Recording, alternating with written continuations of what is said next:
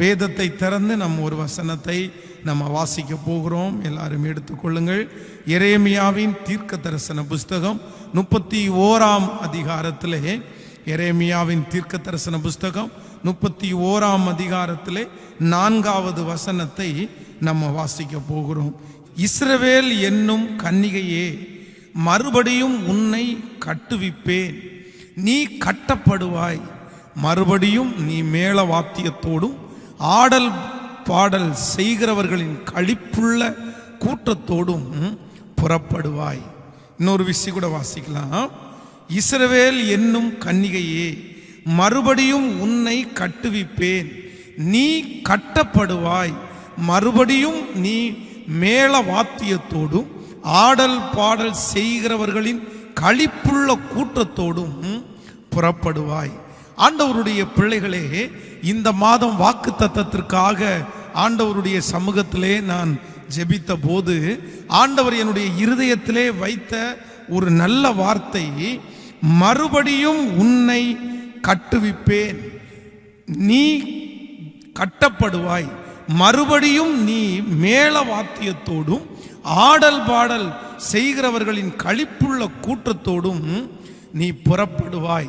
ஆண்டவர் எனக்கு கொடுத்த ஒரு நல்ல வாக்கு தத்தம், மறுபடியும் நான் உன்னை கட்டுவிப்பேன், உன்னை கட்டுவேன், இல்லையென்றால் உன்னை நிறுத்துவேன், இல்லையென்றால் உனக்கு நான் பழைய சந்தோஷத்தை மறுபடியும் தருவேன் என்று ஆண்டவர் வாக்கு கொடுக்கிறார்.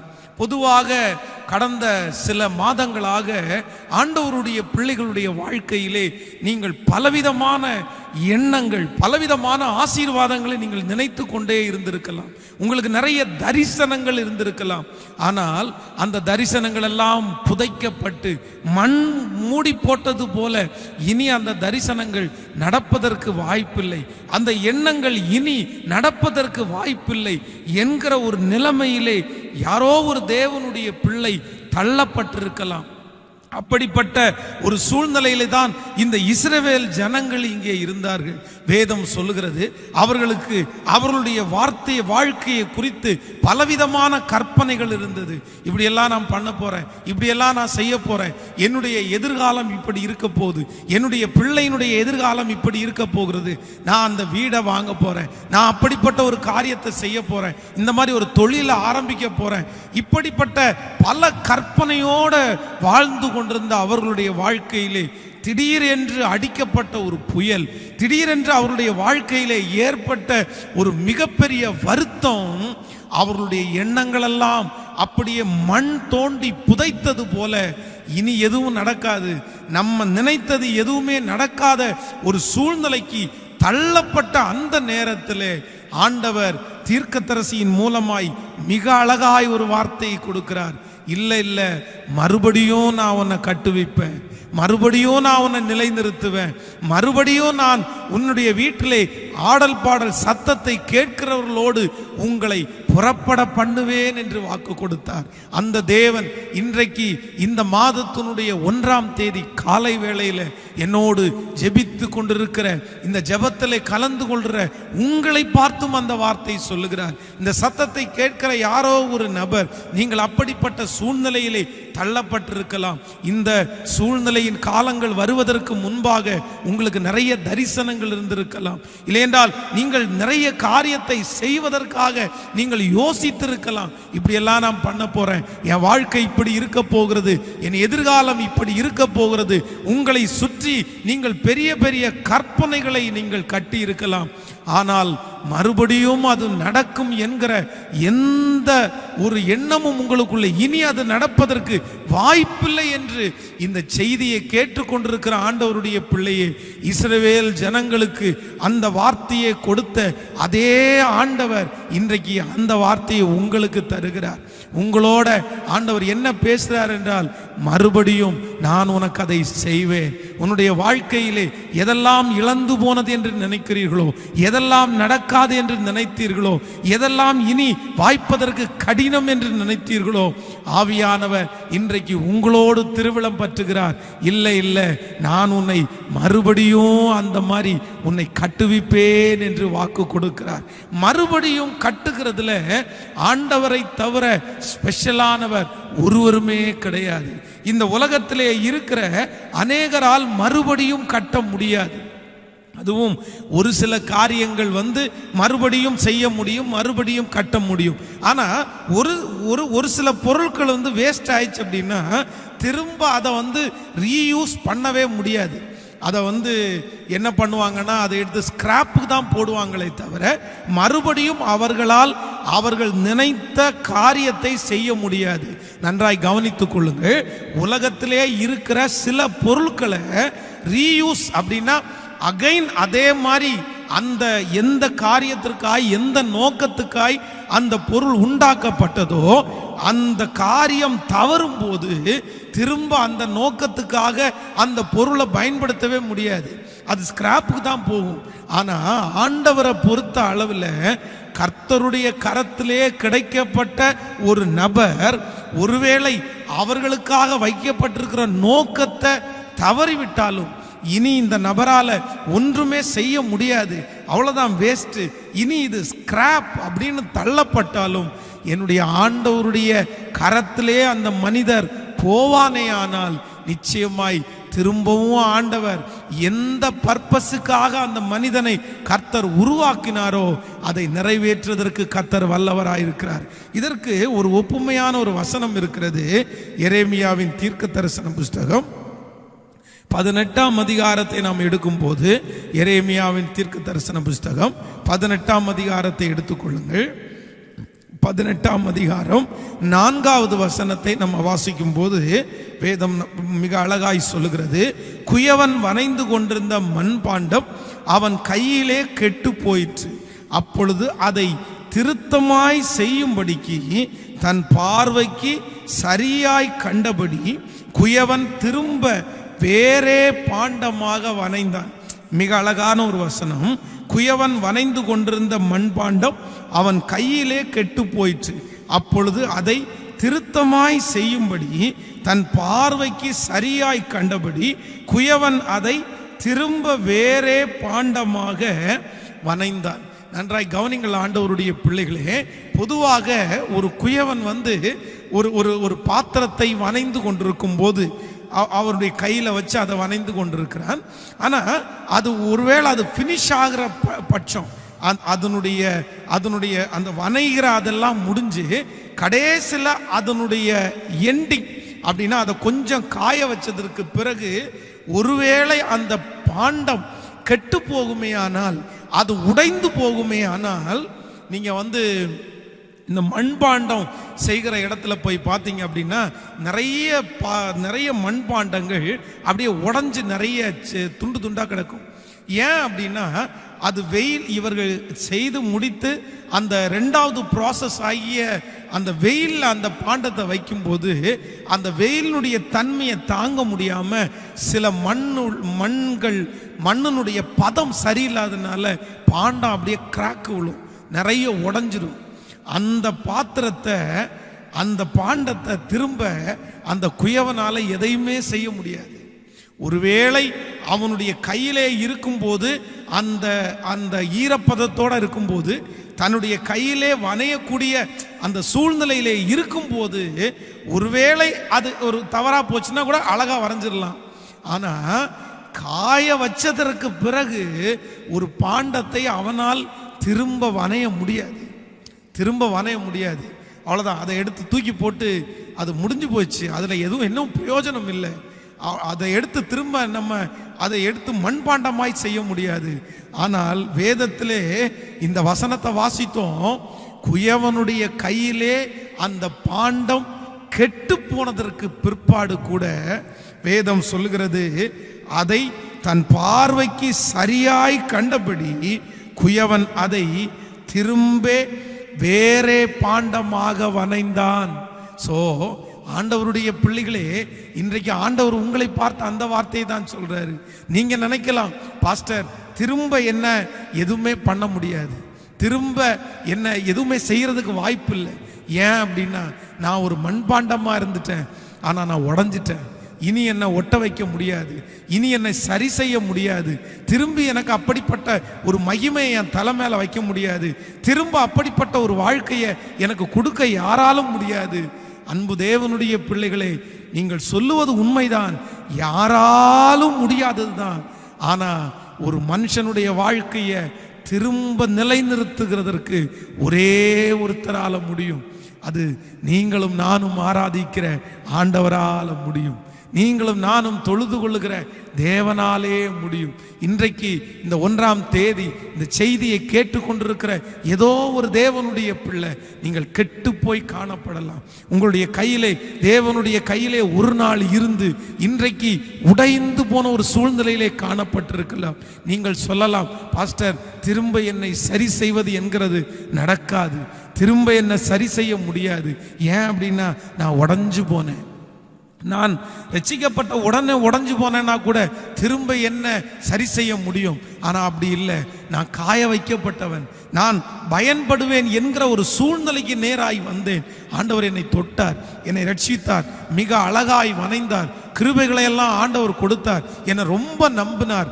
ஆனால் எப்போ நான் கனி கொடுக்கணும் அப்படின்ற அந்த சூழ்நிலைக்குள்ள வந்தேனோ அவ்வளோதான், இனி கனி கொடுப்பேன், இனி சாட்சியாக வாழ்வேன், இனி ஒரு பெரிய காரியத்தை செய்ய போறேன்ற சூழ்நிலையில் திடீரென்று நான் உடைந்து போனேன், திடீரென்று ஆண்டவரை விட்டு நான் போனேன்.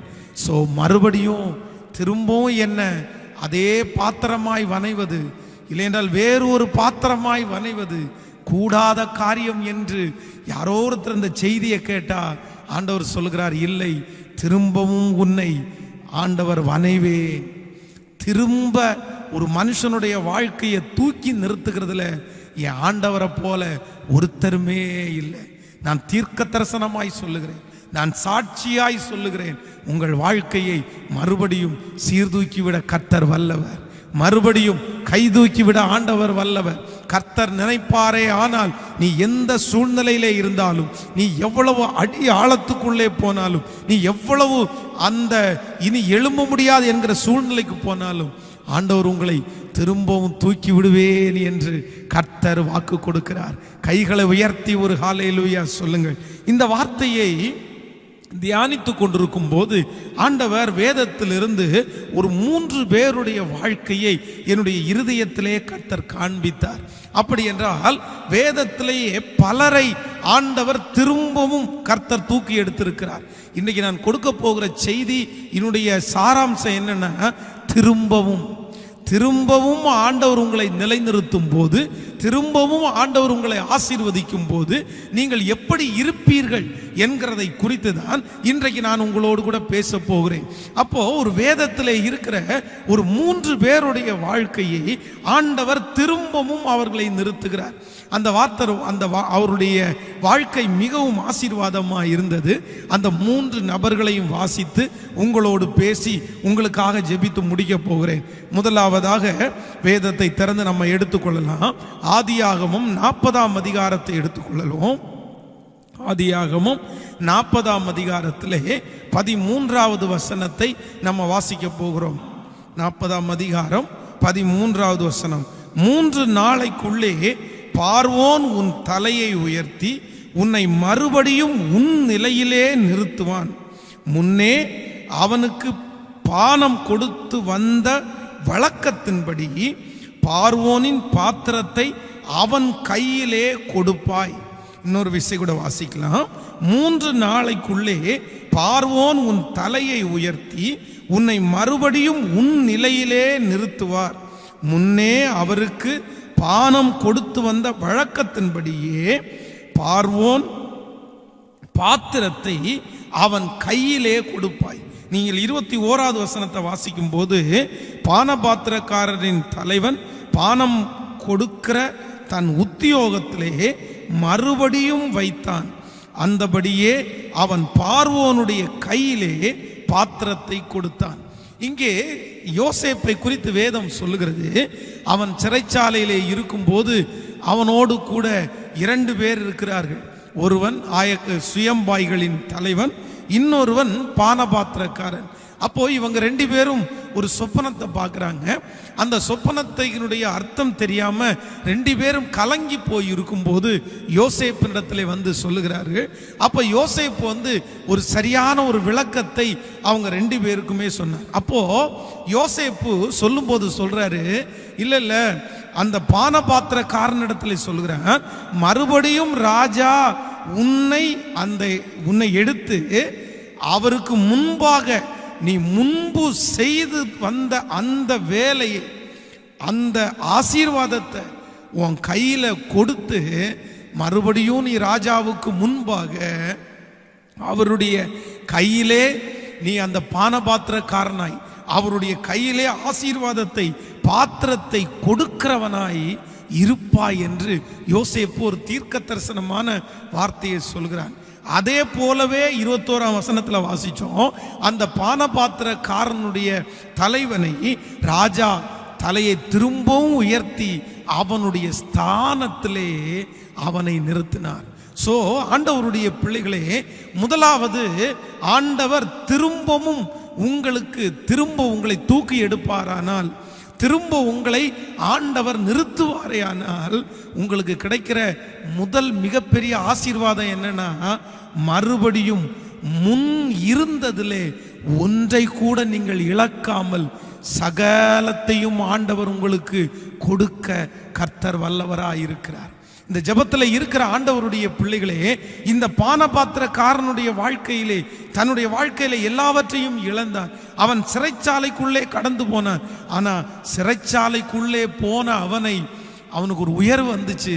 அந்த உயர்வு வரும்போது முன்பு இருந்தது போலவே திரும்பவும் அவனுடைய தலையில அந்த ஆசீர்வாதம் வைக்கப்பட்டது. நீங்கள் அநேக ஆண்டவருடைய பிள்ளைகள் இன்றைக்கு முன்பு இருந்த சில வாழ்க்கையை நீங்கள் தவறி இருக்கலாம், உங்களை விட்டு தூரமாய் போயிருக்கலாம். பாஸ்டர், முன்னாடி இருந்த சந்தோஷம் எனக்கு இன்னைக்கு இல்லை, முன்னாடி இருந்த வருமானம் எனக்கு இல்லை, முன்னாடி இருந்த சுகம் எனக்கு இன்னைக்கு இல்லை, முன்னாடி என்னுடைய வாழ்க்கையில இருந்த எல்லா மகிழ்ச்சியும் என்னை விட்டு போய்விட்டது, நான் முன்னாடி மாதிரி இல்லை, இன்னைக்கு வேற விதமா ஒருவேளை ஆசீர்வதிக்கப்பட்டிருக்கிறேன், ஆனா முன்னாடி என் வாழ்க்கையில இருந்த சில ஆசீர்வாதத்தை நான் தவற விட்டுட்டேன். அது எனக்கு கிடைக்குமா? அது எனக்கு திரும்பவும் அந்த மகிழ்ச்சி, திரும்ப அந்த உயர், திரும்ப அந்த ஸ்தானம் எனக்கு கிடைக்கிறதற்கு ரொம்ப கடினம், வாய்ப்பில்லை அப்படின்னு யாரோ ஒருத்தர் நினைச்சா ஆண்டவர் உங்களை திரும்ப நிறுத்துவாரேயானால் எப்படி நிறுத்துவாராமா? முன்பு இருந்ததுல ஒன்று கூட குறையாமல், முன்பு இருந்தது போலவே பழைய சந்தோஷம் திரும்ப உங்களுக்கு வரும், பழைய வருமானம் திரும்ப ஆண்டவர் உங்களுக்கு கொடுப்பார். நான் நம்புறேன், இந்த காலங்களிலே கிட்டத்தட்ட 4-5 மாதங்களாக உங்கள் வேலைகளை நீங்கள் இழந்திருக்கலாம், உங்களுடைய வருமானங்களை நீங்கள் இழந்திருக்கலாம், அதன் நிமித்தமாய் உங்களுடைய சந்தோஷங்களை இழந்திருக்கலாம். பல பேர் உங்களுடைய வாகனங்களை, உங்களுடைய பொருட்களை, உங்களுடைய வீட்டை நீங்கள் கஷ்டப்பட்டு சம்பாதித்த சில காரியங்களை இந்த 4-5 மாதங்களிலே நிறைய பேர் இழந்து போய் வந்திருக்கலாம். நான் இது இழந்துட்டேன் பாஸ்டர், இந்த 5 மாசத்துல இது என்ன விட்டு போயிருச்சு, திரும்ப அது கிடைக்குமா, திரும்ப அது எனக்கு கிடைக்குமா? ஆண்டவர் இன்றைக்கு இந்த 1ஆம் தேதி வாக்கு கொடுக்கிறார், இல்லை, முன் போலவே அது திரும்பவும் உங்களுக்கு ஒன்றை கூட குறையாமல் கர்த்தர் கொடுக்கிறதற்கு வல்லவராயிருக்கிறார். ஹல்லேலூயா. அது மட்டுமல்ல, இன்னொரு மனுஷனுடைய வாழ்க்கையும் குறித்து நம்ம வாசிக்கும் போது வேதம் மிகவும் அழகாய் சொல்லுகிறது.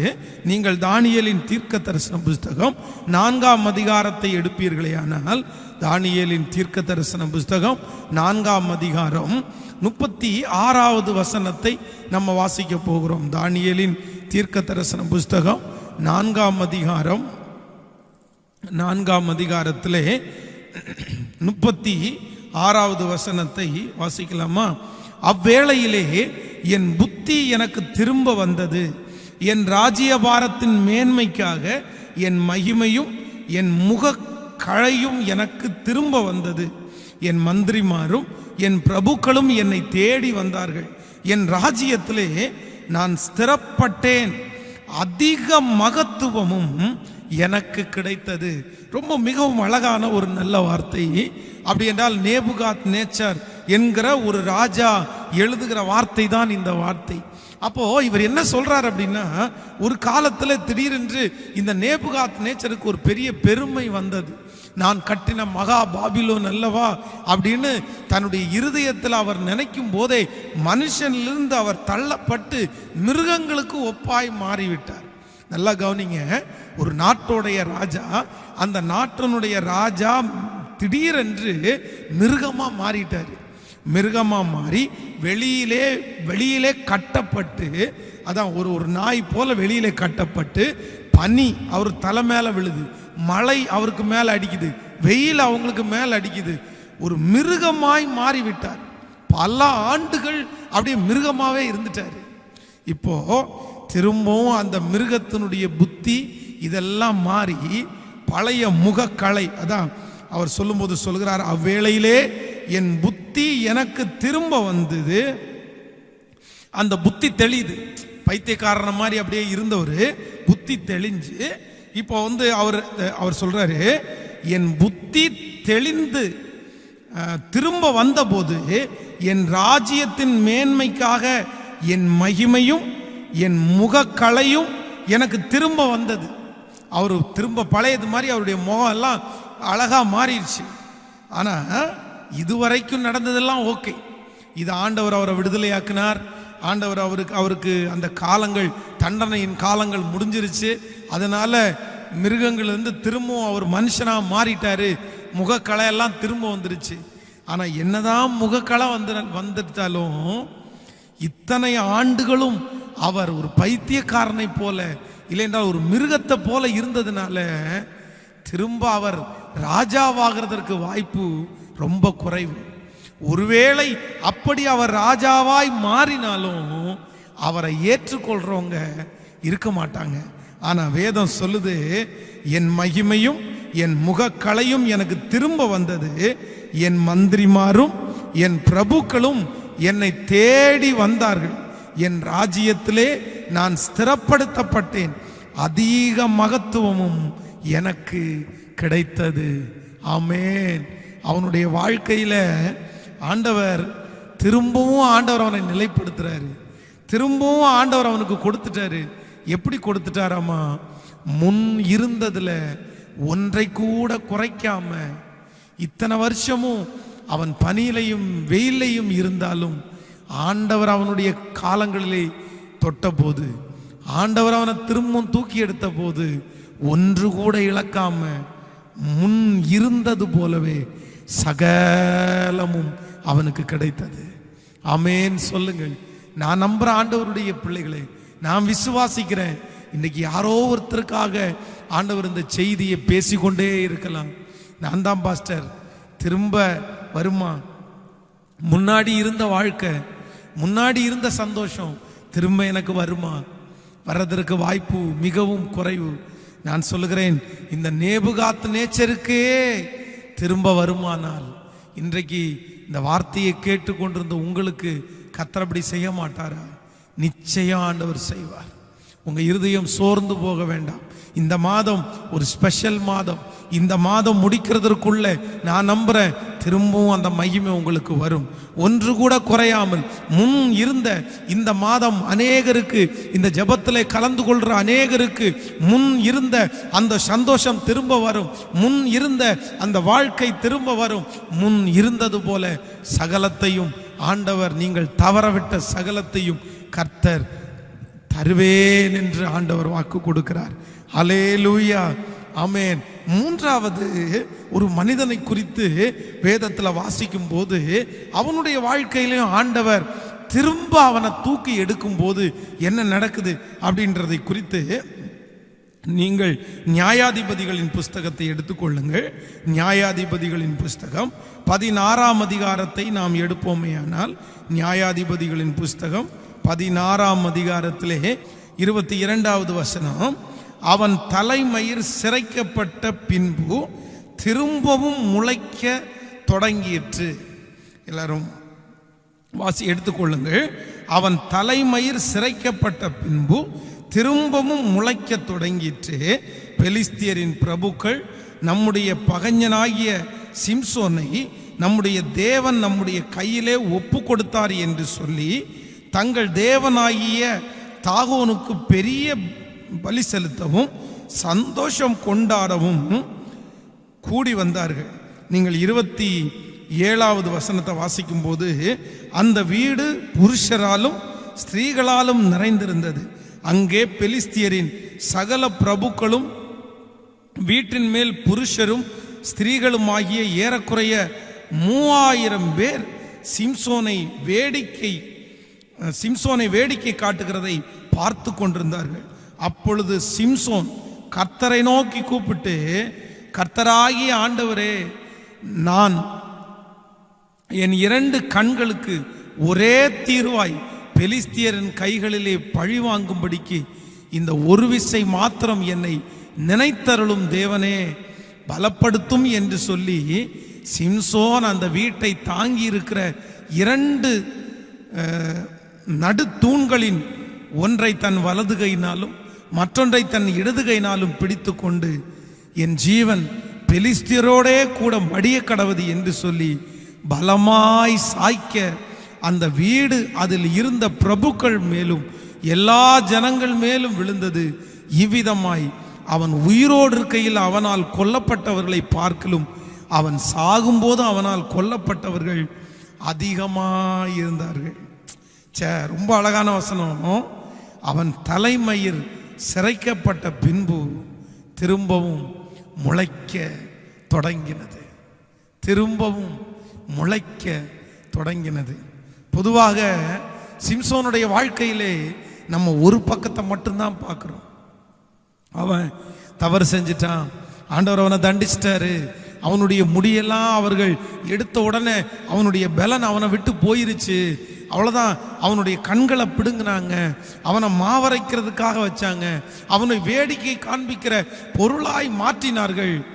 எல்லாத்தையும் நம்ம எல்லாம் நிறைய செய்திகளில் கேட்டிருக்கிறோம். ஆனால் வேதம் சொல்லுது, ஒரு நாள் வந்தது, சிம்சோன் தன்னை முழுவதுமாய் ஆண்டவரிடத்தில் ஒப்பு கொடுத்தான். தான் செய்த எல்லா தவறுக்காகவும் ஆண்டவருடைய சமூகத்தில் அப்படியே அவன் வருந்தினான். அவன் தன்னை முழுவதும் ஒப்பு கொடுத்தான். ஒப்பு கொடுக்கும்போது என்ன நடக்குது அப்படின்னா, திரும்பவும் சிரைக்கப்பட்ட எல்லா முடிகளும் அவனுக்கு முளைக்க தொடங்கினது. இனி பழைய பலன் வரும் அப்படின்னு யாருமே நினைக்கல. ஒரு காலத்தில் சிம்சோனை அடக்க முடியல, அவ்வளவு மிகப்பெரிய பலசாலி. திரும்ப இந்த பலன் அவனுக்கு வராது. அவனை குட்டி பார்த்தார்கள், அவனை கோபப்படுத்தி பார்த்தார்கள், அவனை வேடிக்கை காண்கிற பொருளாக வச்சாங்க. ஆனால் பழைய பலன் வரவே இல்லை. ஆனால் வேதம் சொல்லுது, திடீரென்று ஆண்டவர் அவன் மேலே ஒரு இரக்கத்தை வைக்கிறார். திரும்பவும் அந்த முடி முளைக்க தொடங்கினது. கடைசியில் ஆண்டவருடைய சமூகத்தில் கெஞ்சிறான், இந்த ஒரு விசை மாத்திரம் எனக்கு இறங்கும் என்று சொல்லுகிறான். அவன் இறங்கும்னு ஜெபிச்ச அடுத்த நிமிஷத்தில் அவனுடைய இழந்து போன, அவனை விட்டு போன அந்த பலன் திரும்பவும் அவனுக்கு கடைஞ்சிருச்சு. முன்பு இருந்தது போலவே, அதுவும் முன்பு இருந்ததை விட அதிகமா என்று தான் சொல்லலாம். கழுதையினுடைய தாடை எலும்பில் 1000 பேர், இப்போ 3000 பேர். தன்னுடைய வாழ்க்கையிலே 3000 பேருடைய ஒரு மிகப்பெரிய ரட்சிப்பை அவன் சாகும்போது பார்த்துருக்கிறான். அப்போ நான் நம்புவேன், இன்றைக்கு இந்த தேவனுடைய வார்த்தையை கேட்கிற ஆண்டவருடைய பிள்ளைகளே, ஆண்டவர் சொல்றாரு, திரும்பவும் மறுபடியும் உன்னை நான் கட்டுவேன், நான் உன்னை கட்டுவிப்பேன். திரும்பவும் மேலதாள சத்தத்தோடு நீ வருவாய், ஆண்டவர் நிறுத்துவார். அப்போ என்ன நடக்கும் அப்படின்னா, கர்த்தர் திரும்ப உங்களை தூக்கி எடுக்கும்போது முன்பு இருந்தது போலவே, இதற்கு முன்பாக உங்களை விட்டு தொலைந்த அனைத்தையும் நீங்கள் பெற்றுக்கொள்வீர்கள் என்று ஆண்டவர் இன்றைக்கு திருவிழம் பற்றுகிறார். இந்த மாதத்தில் ஆண்டவர் கொடுக்குற வாக்குத்தத்த செய்தி அதுதான். யாரோ ஒருத்தருக்கு ஆண்டவர் சொல்லி கொண்டு தான் இருக்கிறார். ஆண்டவர் நல்லவர், ஆண்டவர் உங்களுக்கு திரும்பவும் தரப்போறார்.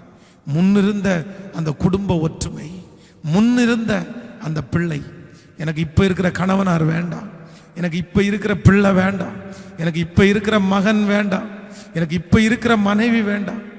முன்னாடி முன்னாடி கோவப்படாத அன்புள்ள சந்தோஷமான அந்த வாழ்க்கையை நான் ரொம்ப மிஸ் பண்ணுறேன் பாஸ்டர். அதை நான் ரொம்ப இழந்துட்டேன். திரும்ப அந்த மாதிரி ஒரு காலம் எனக்கு திரும்ப வருமா? திரும்ப அந்த மாதிரி என் பையனை பார்க்க முடியுமா? திரும்ப அந்த மாதிரி என் பொண்ணை பார்க்க முடியுமா? அப்படி என்று அங்கலாய்த்து கொண்டிருக்கிற ஒவ்வொருவருக்கும் ஆண்டவர் இந்த மாதத்தில் கொடுக்கிற ஒரு நல்ல வாக்கு தத்தம், இல்லை, திரும்பவும் நான் உன்னை கட்டுவிப்பேன், திரும்பவும் நான் உன்னை கட்டுவேன், திரும்பவும் உன்னை நான் நிலை நிறுத்துவேன், திரும்பவும் உன்னை நான் சாட்சியாய் நிறுத்துவேன், திரும்பவும் நீ மேலதாள சத்தத்தோடு நீ திரும்பி வருவாய் என்று இஸ்ரவேலின் தேவன் வாக்குரைக்கிறார். ஹல்லேலூயா. நம்புறவங்க எல்லாரும் தேவ சமூகத்திலே அப்படியே முழங்கால் படியிட்டு, தேங்க்யூ ஜீசஸ். ஆண்டவர் இன்னைக்கு நல்ல வார்த்தையை ஆண்டவர் நமக்கு தந்திருக்கிறார். Thank you Lord, thank you Lord. அவர் நம்மை கட்டுகிற தேவன், திரும்பவும் ஆண்டவர் நம்மை கட்டுகிற தேவன். எத்தனை பேர் ஆண்டவருடைய சமூகத்தில், ஆண்டவரே நீ திரும்பவும் என்னை கட்டுகிறவர். ஹல்லேலூயா. இஸ்ரவேல் என்னும் கன்னியே, மறுபடியும் நான் உன்னை கட்டுவிப்பேன், நீ கட்டப்படுவாய். மறுபடியும் நீ மேளவாத்தியத்தோடும் ஆடல் பாடல் செய்கிறவர்களின் களிப்புள்ள கூட்டத்தோடும் புறப்படுவாய். ஆண்டவர் தான் திருவிழம் பற்றுகிறார். திரும்பவும் திரும்பவும் அந்த மகிமை, இழந்து போன அந்த மகிமை திரும்பவும் ஆண்டவர் தருவேன் என்று வாக்கு கொடுக்கிறார். விசுவாசிக்கிறவர்கள் எல்லாரும் இந்த வாக்கு தத்துவம் என் வாழ்க்கையிலே நடக்க போகிறதற்காய் உமக்கு ஸ்தோத்திரம் என்று சொல்லுங்கள். இந்த வாக்கு தத்தத்தை ஆண்டவர் எனக்கு நிறைவேற்ற போகிறதற்காய் ஸ்தோத்திரம் என்று சொல்லுங்கள். கடந்ததை நினைத்து கலங்காதே, நடந்ததை மறந்து விடு. கடந்ததை நினைத்து கலங்காதே, நடந்ததை மறந்து விடு. கர்த்தர் புதியன செய்திடுவார், இன்றே நீ காண்பாய். கர்த்தர் புதியன செய்திடுவார், இன்றே நீ காண்பாய், இன்றே நீ காண்பாய், இன்றே நீ காண்பாய். சொல்லு, கலங்கிடவே வேண்டாம், கலங்கிடவே வேண்டாம். ஓ, கலங்கிடவே வேண்டாம், கலங்கிடவே வேண்டாம். என் இயேசு கைவிட மாட்டார், என் இயேசு கைவிட மாட்டார். சொல்லுவோம், திராணிக்கும் மேலாக சோதிக்கப்பட ஒரு நாளும் பீடமாட்டார். நம்ம எல்லாரையும் திராணி மேலாக சோதிக்கப்பட ஒரு நாளும் பீடமாட்டார். தாங்கிடும் பலன் தருவார், தப்பி செல்ல வழி செய்வார். தாங்கிடும் பலன் தருவார், தப்பி செல்ல வழி செய்வார். நான் தப்பி செல்ல வழி செய்வார், நான் தப்பி செல்ல வழி செய்வார். ஓ, கலங்கிடவே வேண்டாம், ஓ கலங்கிடவே வேண்டாம், ஓ கலங்கிடவே வேண்டாம், கலங்கிடவே வேண்டாம். நம் இயேசு கைவிட மாட்டார், எங்கள் இயேசு கைவிட மாட்டார். ஹல்லேலூயா.